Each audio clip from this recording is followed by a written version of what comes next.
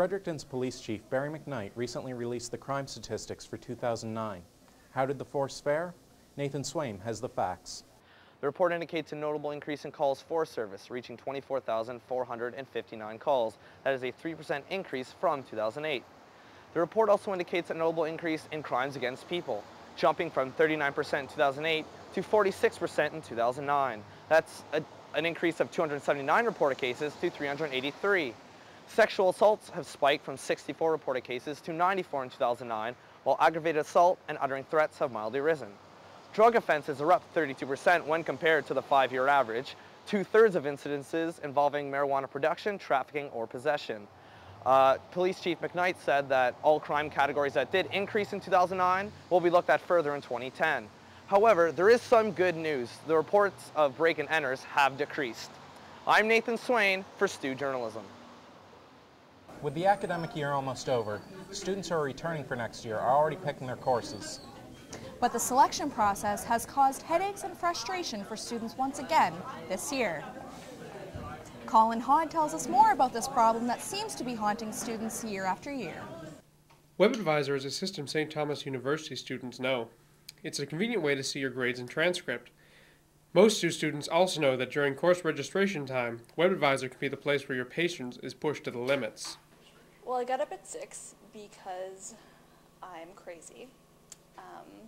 And it took me 5 minutes to log in and 5 minutes for every change I made. So 5 minutes to load between pages. It took me about an hour to even get to the first page.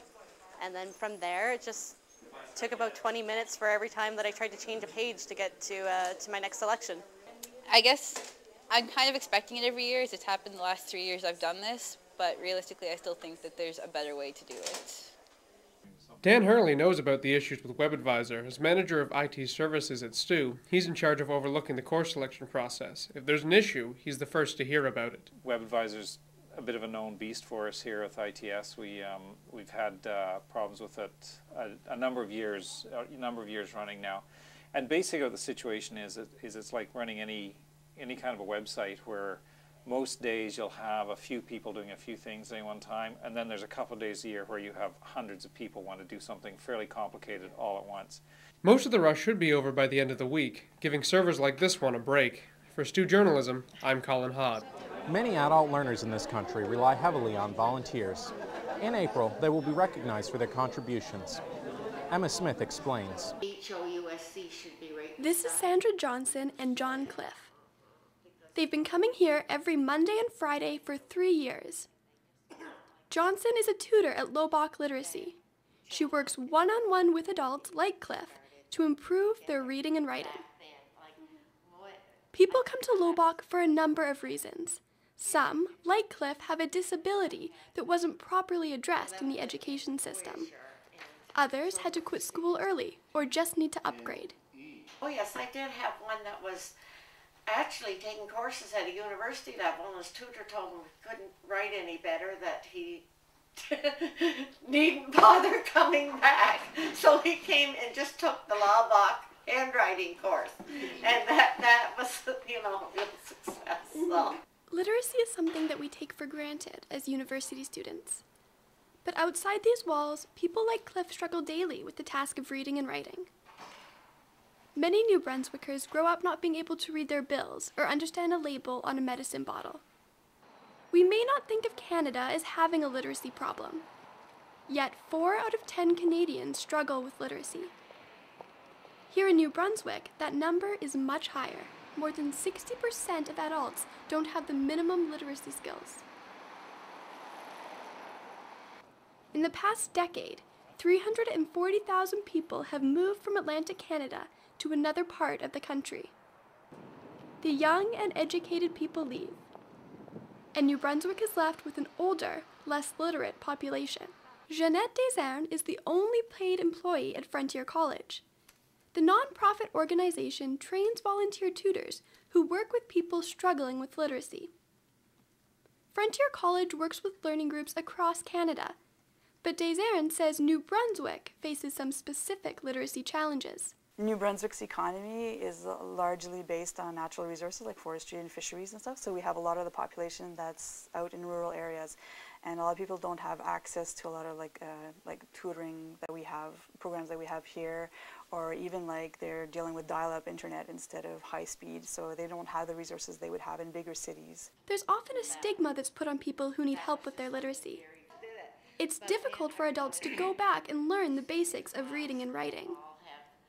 And so the people who most need help aren't getting it.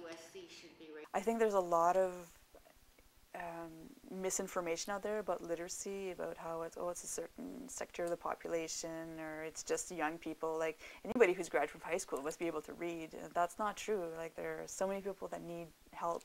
You know, they've kind of like slipped through the cracks. And Canada is one of the few industrialized nations that doesn't have a system set up for adult education. This means most of the funding and programming falls to the provinces. Because of the lack of money, a substantial amount of training is done by volunteers. Literacy is more than just learning how to read. Volunteers at places like Lobach Literacy help people develop a wide range of skills, including how to use a computer and problem solving. Literacy groups and tutors work diligently with adult learners. They equip them with the confidence to flourish in their communities. For Cliff, his family's support has made all the difference. His work. He feels better about himself, and he feels part of the community now, whereas before he felt very isolated, I'm sure, although he didn't say it. I'm sure he did. For Stu Journalism, I'm Emma Smith. Most teenagers don't plan on getting pregnant, but it's a situation that's becoming more and more common in the province. Elisha Yvonne has more. My roommate and I went in the bathroom.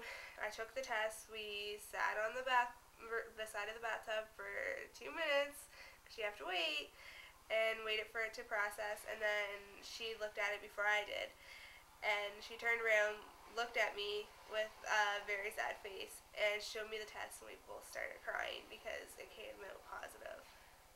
Ellen Crossman was 19 years old when she got pregnant and says she never thought it would happen to her, especially at such a young age. Sue Johansson is a well-known sex educator and says this thought is very common in teenage girls. She was at St. Thomas on March 18th to give one of her comedic yet informative presentations on sex education. Sex education, for one thing, because we're not dealing with the possibility of pregnancy.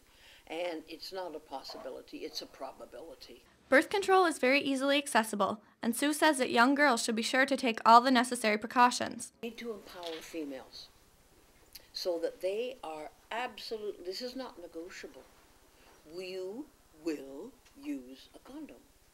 According to the New Brunswick Health Department and Stats Canada, around 19 out of every 1,000 teenage girls here in York County are or will become pregnant per year. This is compared to 24 out of every 1,000 in New Brunswick and around 13 per 1,000 in all of Canada. For single teen mothers like Ellen, the price of daily living comes with a great deal of stress. I think the biggest challenge is going to be raising her on my own and paying for everything like rent, bills, food, her diapers, formula, wipes. It's going to become pricey, and also when I start going back to school, I'm going to have to pay for school and daycare or babysitters. For a single-parent family, the average price of raising a newborn can reach upwards of $5,000 minimum per year. Without the monetary support of her family, Ellen worries about affording even the most basic necessities.